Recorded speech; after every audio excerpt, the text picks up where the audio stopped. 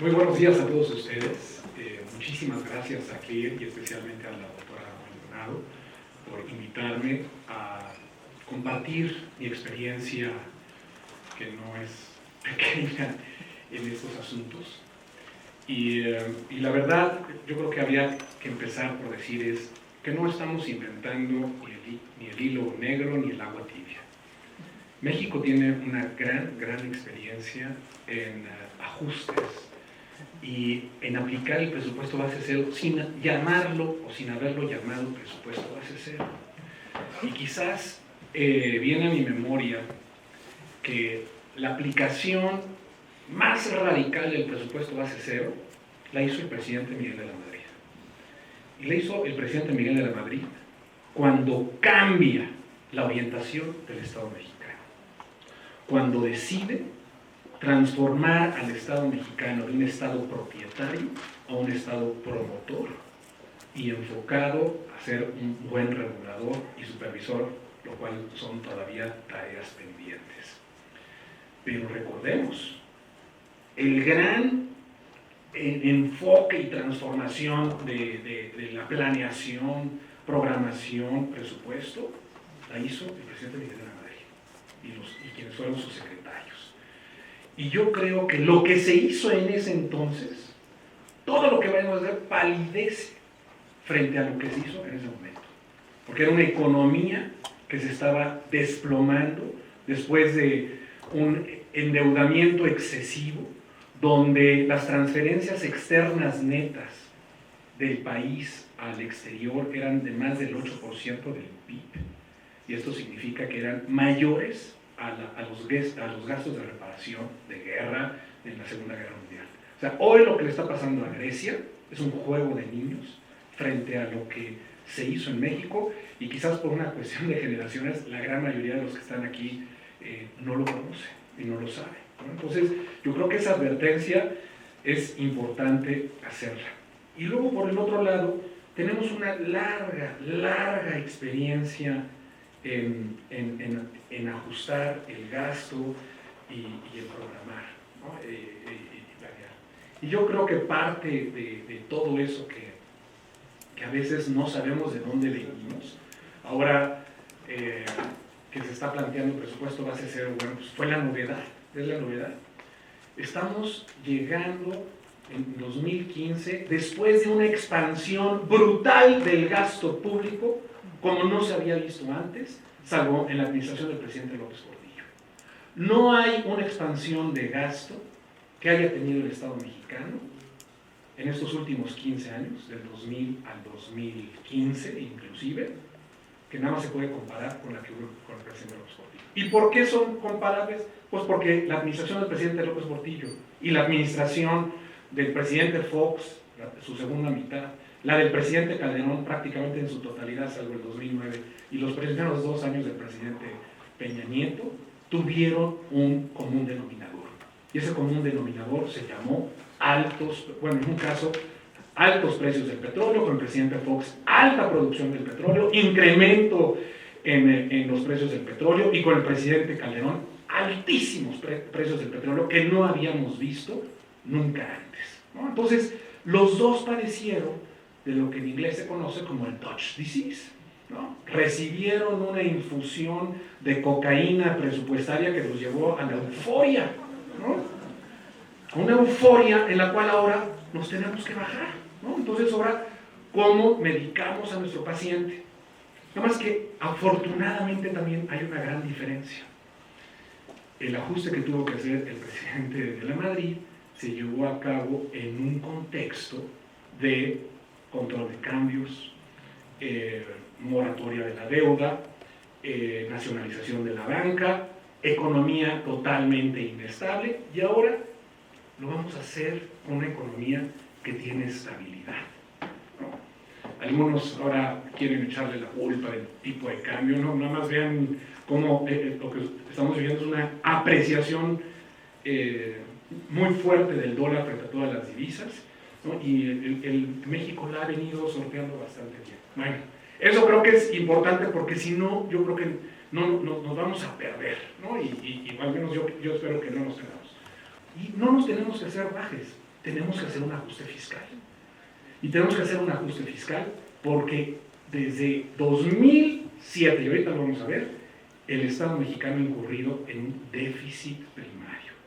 El déficit primario significa cuando la diferencia entre ingresos y gastos es de tal magnitud que los gastos, excluyendo el costo financiero, superan el ingreso. ¿Y eso qué significa? ¿Por qué los que nos dedicamos a las finanzas públicas siempre vemos el balance primario? Significa que si tienes déficit primario, te tienes que endeudar para pagar el costo financiero de la deuda. Cosa contraria a lo que te dice la Constitución. Bueno, entonces ahora, pues sí, está la gran disculpa, o más bien la coyuntura de que viene cayendo la producción de petróleo y el precio del petróleo. Esa es una razón, pero yo creo que de las que no se han comentado, y esas son las razones fundamentales.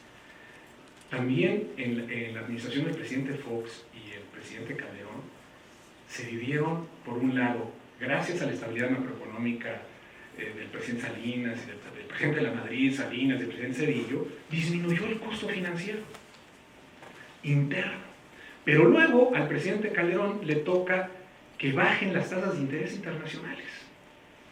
O sea, tuvimos una baja de tasas de interés cuando antes las tasas de interés estaban al alza. ¿Y eso entonces qué significa? Que vamos a pagar, que van a subir las tasas de interés, y si suben las tasas de interés, va a tenerse que pagar mayor costo financiero.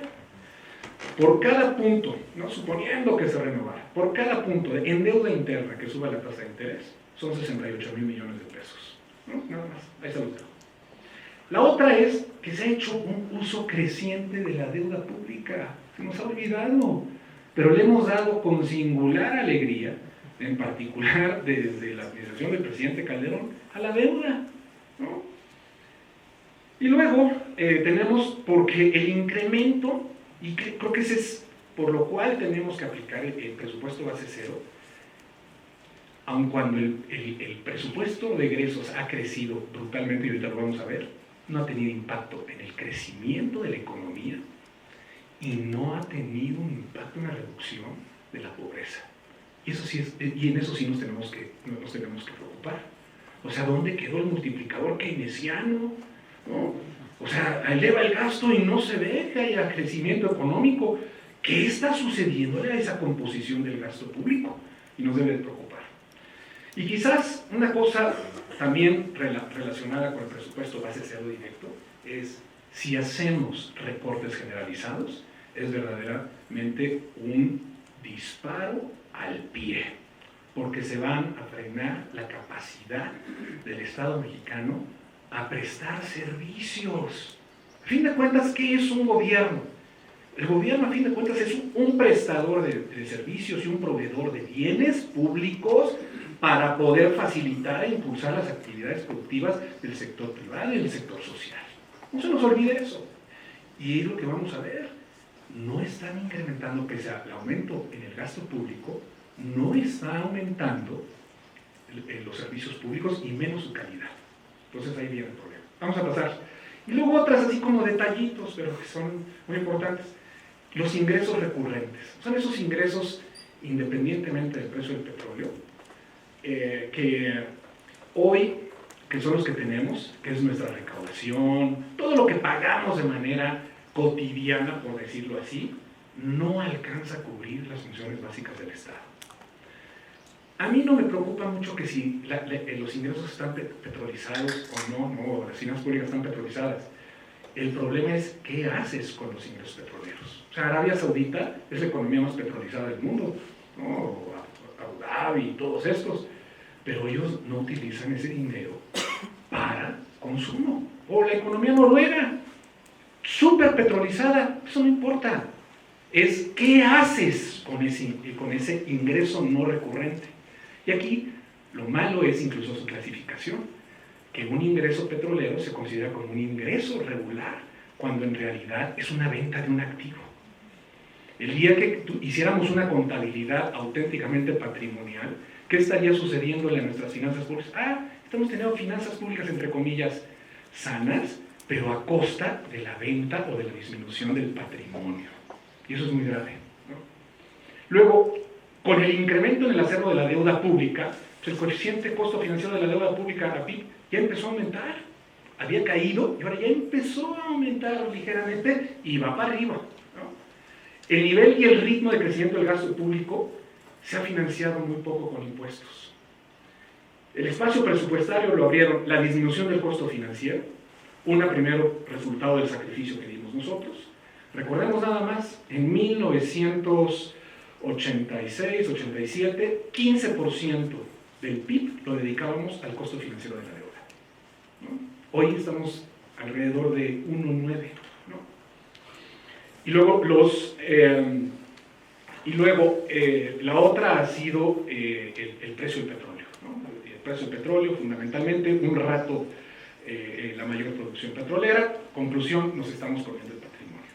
¿Y qué es comerse el patrimonio? Es consumirse una capacidad de producción de toda la economía a costa de las futuras generaciones, ¿no? O sea, deberíamos de tener una infraestructura impresionante y no la vemos, ¿no? Y especialmente menos en las ciudades o en las regiones petroleras. Es un caso también para la araña, ¿no? Las regiones ricas en agua y petróleo son pobres, no son ricas. A diferencia de los países OCDE o Europa, países árabes donde son ricos las regiones donde hay petróleo y agua, ¿no?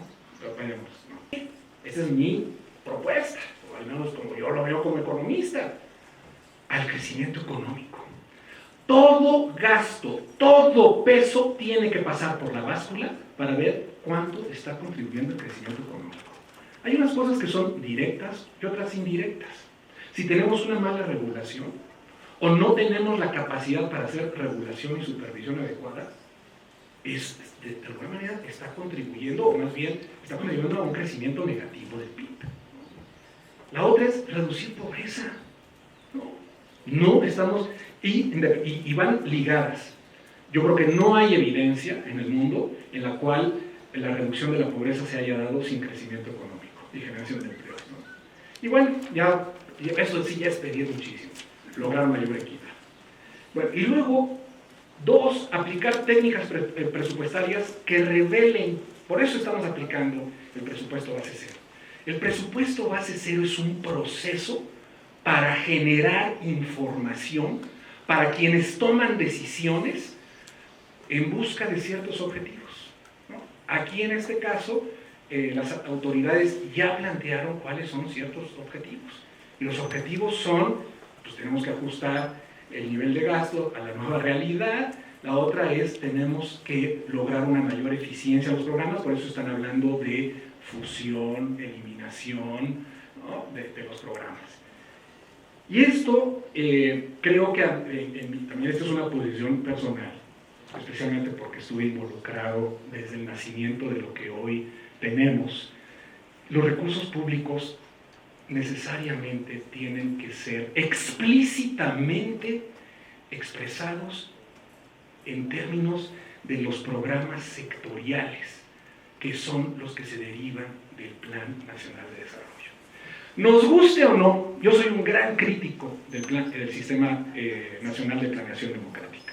El Sistema Nacional de Planeación Democrática está pensado para tiempos soviéticos. Eso no significa que no debamos de tener un sistema de planeación. Necesitamos ese sistema de planeación, pero no un sistema nacional de planeación democrática, ¿no? Quizás esto era congruente con un partido hegemónico, pero ya cuando hay competencia electoral, eso por un lado ya no tiene sentido de ser.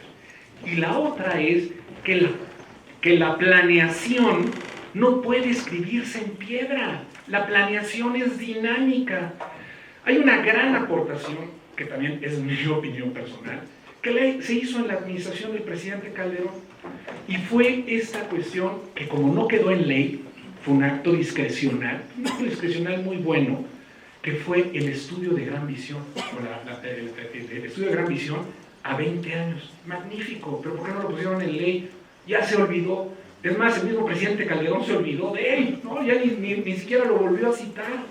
Nada más chéquenlo y no lo volvió a citar, ¿no? Entonces, para nosotros, nos guste o no nos guste, en la ley y también en sentido común, los programas sectoriales que son.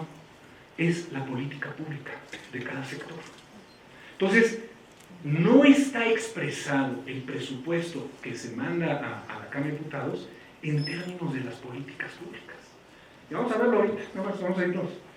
Y luego, pues ahora yo creo que también tenemos que preguntarnos, porque tampoco nos se ha dicho, cuál debe ser ese tamaño de ese ajuste fiscal. Y ese ajuste fiscal puede ser tanto por el ingreso como el gasto. Pero la combinación ingreso-gasto nos debe dar ¿qué?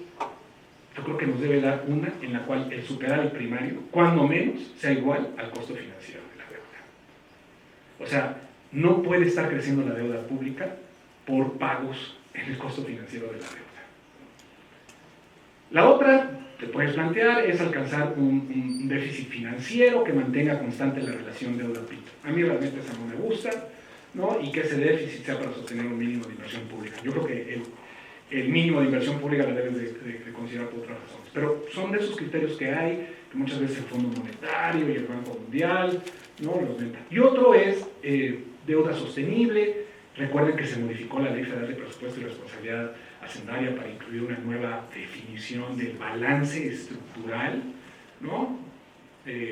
O déficit estructural, como ustedes le quieran llamar, ¿no?, en la cual hacen una separación del gasto corriente, etc., ¿no? En fin, a mí la que me gusta y que es la que coincide en los periodos de crecimiento económico de México es cuando el superávit primario, cuando menos, es mayor al costo financiero, ¿no? Esa es la que nos... Luego, ¿de dónde venimos y dónde estamos y a dónde queremos llegar? Porque vámonos a los hechos, ¿dónde están los números? Adelante. Una manía de informar, de decir la verdad, engañando, ¿no? O engañando diciendo la verdad, creo que sería mejor, ¿no? Todo presidente que llega le gusta decir que él es el mero bueno y que él es el que tiene finanzas públicas sanas, ¿no? Y para eso, pues muchos han consolidado al gobierno con las paraestatales. Y yo creo que cuando estás haciendo ajustes macroeconómicos porque tienes inestabilidad, eso es válido. Pero una vez que ya estás en la estabilidad, eso es en realidad tomarse el pelo y tomarle el pelo a todo el mundo. Y entonces hemos estado escondiendo el problema fiscal. Y hemos escondido ese problema fiscal porque consolidamos el balance fiscal del gobierno o el déficit del gobierno con el superávit de las paraestatales. Entonces lo juntas, mira, tenemos finanzas públicas equilibradas. Nada más que ahora sí ya nos alcanzó el destino y ahora las paraestatales también tienen déficit. Entonces esa mentira, o no leemos mentira, ese maquillaje, ¿no? Ese maquillaje ya se deslavó, ¿no? Le pasamos a la siguiente, bueno, se sube. A esta gráfica es algo complicada, pero es muy ilustrativa. En el eje izquierdo estamos mostrando balance de primario y costo financiero, y en el eje derecho traemos deuda total, ¿no?, como porcentaje del PIB, deuda interna neta y deuda externa neta. Vean cómo el costo financiero, que es la curva de hasta arriba, disminuyó, ¿no? Y eso estoy hablando desde el año 2000, de 2,7 a 1,7 del PIB. Y luego el balance primario, que es la amarillita, ¿no? Vean ya desde hace cuánto tiempo el costo financiero ya también rebasa al balance primario. Vean el déficit que tenemos a partir del ejercicio fiscal de 2007, luego ligeramente llegamos a un ligero equilibrio en el 2008, al menos positivo, no equilibrio con respecto a la definición que yo les di, y puro déficit. Entonces, ¿de qué tamaño debiera ser el ajuste fiscal que tenemos que hacer? Si le pongo ahí 2015 fue aún mayor, ¿no? Nos fuimos a más de 2% del PIB. Entonces, más o menos, tenemos que hacer un ajuste fiscal de alrededor de 2 puntos del PIB, ¿no? Ingreso-gasto, ¿no? Y esto es sin paraestatales. A mí me gusta hacer más OCDE, ¿no? Ser país Fondo Monetario es sumarte con las paraestatales, ¿no? Y más si ya se aprobó la reforma energética, donde se creó esta nueva figura de empresas productivas de Estado, tenemos que ver que el presupuesto de las empresas productivas de Estado no compartan la misma restricción presupuestaria, ¿no? Para eso, si no, entonces mejor devuélvalas a como estaban, no nos hagamos No nos hagamos. A ver, la siguiente. No, bueno, aquí vean, esta gráfica es muy ilustrativa porque vean, no puse todos los años, pero miren, el amarillo fue el que fue creciendo. Los derechos sobre hidrocarburos o los ingresos petroleros eran 3%.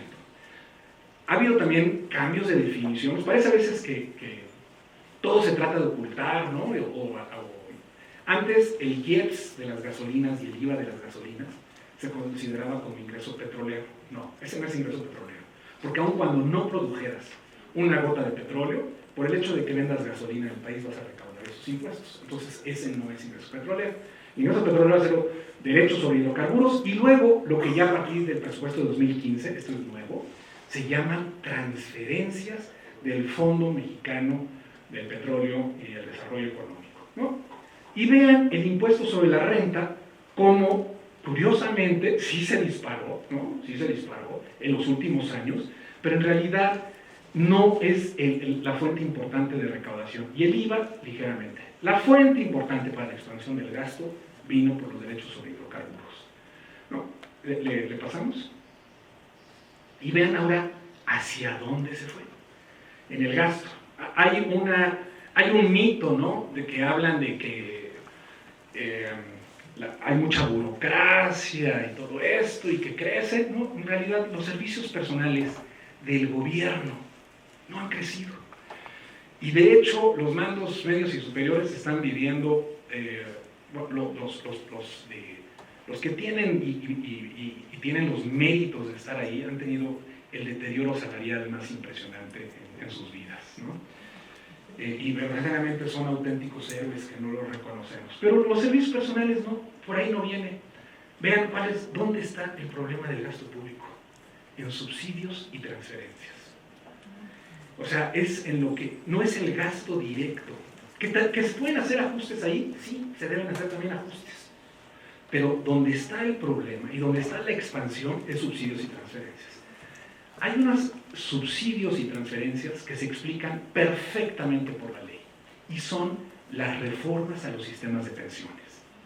Las reformas a los sistemas de pensiones tienen gastos y la del IMSS y luego la del ISSSTE, por eso pueden ver cómo crece y entonces, pero ¿por qué además estoy diciendo esto? Es que cada vez está habiendo menos recursos para financiar servicios públicos. Estamos cada vez teniendo más recursos que son transferencias. Y también los subsidios dentro de una política, entre comillas, social, no genera PIB. Es nada más, son transferencias de ingreso. Es quitarle a unos para darles a otros y no están generando ingresos, no están generando PIB, ¿no? Entonces esa es un parte del problema.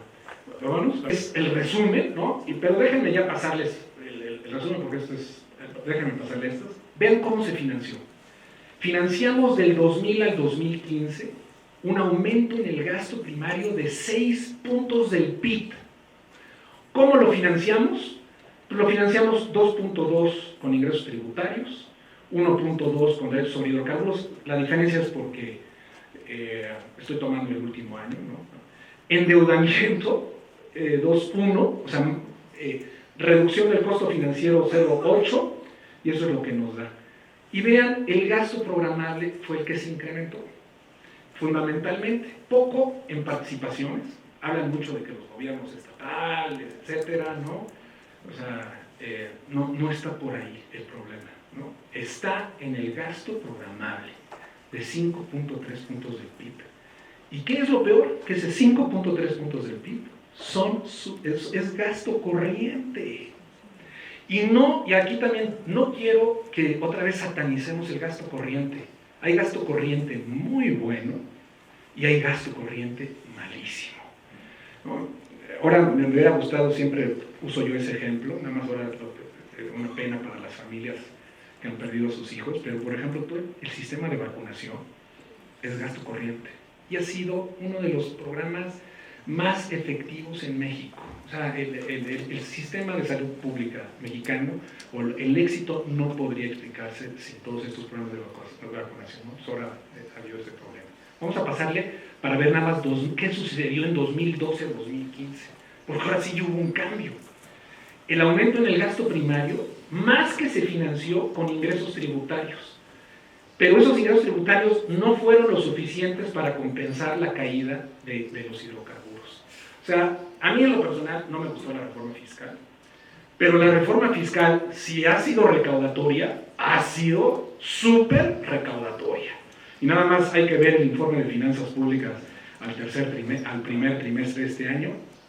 La recaudación por ISR aumentó 30% en términos reales. Brutal, es decir, pagaron las empresas, recuerden que presentaron su declaración, pero eso no compensó. Y vean, este es un fuentes y usos que no se privilegia mucho en las presentaciones del Ejecutivo. Siempre les recomiendo cuando vean la exposición de motivos del presupuesto de egresos del proyecto de presupuesto de egresos de la Federación, busquen las cuentas dobles. Casi nadie las sabe, pero esas cuentas dobles son la clave de cómo se arma el presupuesto. Vamos ya para terminar un poco ya. Desde cualquier punto de vista,